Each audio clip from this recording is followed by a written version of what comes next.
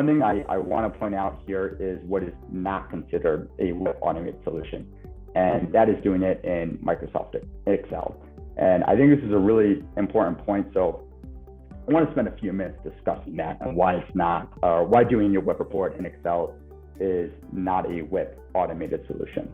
And the first reason is it requires time.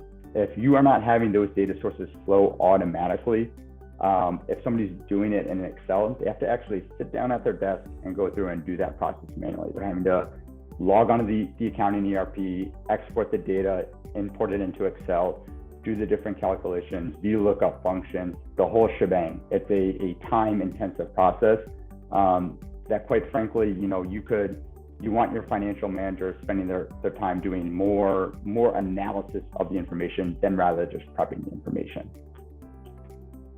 The second big one is like we talked about, it's very prone to user error. I think anyone who has spent a lot of time working in Excel has experienced that, where you kind of start to create this formula that is 10 if statements deep with 7 different commas and 12 different parentheses, and it's just way too easy to make a typo there that spits out the wrong number.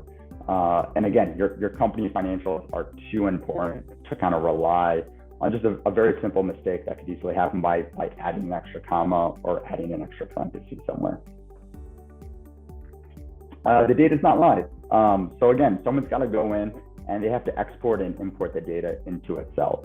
And that is only happening as often as someone is available to do it. So if John in accounting is swamped and he's busy kind of doing his day-to-day basis, maybe he's not doing that data import to create the WIP report in Excel on a regular basis.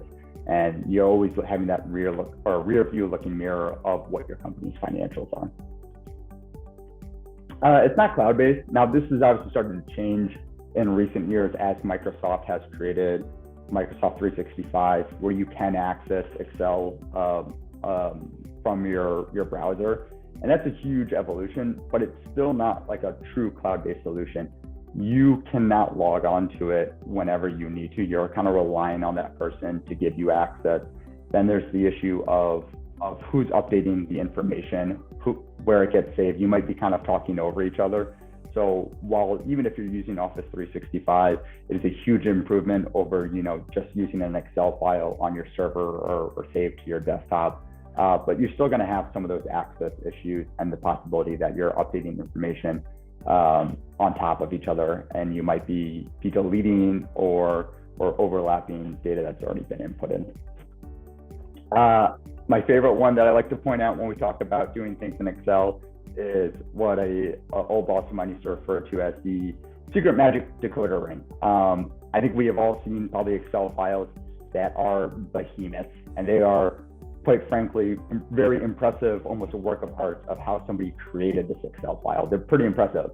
But the downside of it being impressive of how elaborate this Excel file is unless you created that Excel file, you probably have no idea what's happening in it. You're just kind of taking it at face value. You might, enter something in a cell value and you think it does X, but it's actually doing Y, and you don't understand the full picture of how things are getting calculated. That's really the danger of Excel, is unless you have that secret magic decoder ring of what's going on in that Excel file, you might be getting answers to things that you don't fully understand. And the worst case scenario of this is if it's an Excel file created by somebody 3 years ago, that person's gone on and accepted another job, and you're still using that as a tool, but really no one understands the nuts and bolts of how it actually works. You're just kind of taking it at face value, man, and saying, I hope this is what it's telling me is accurate.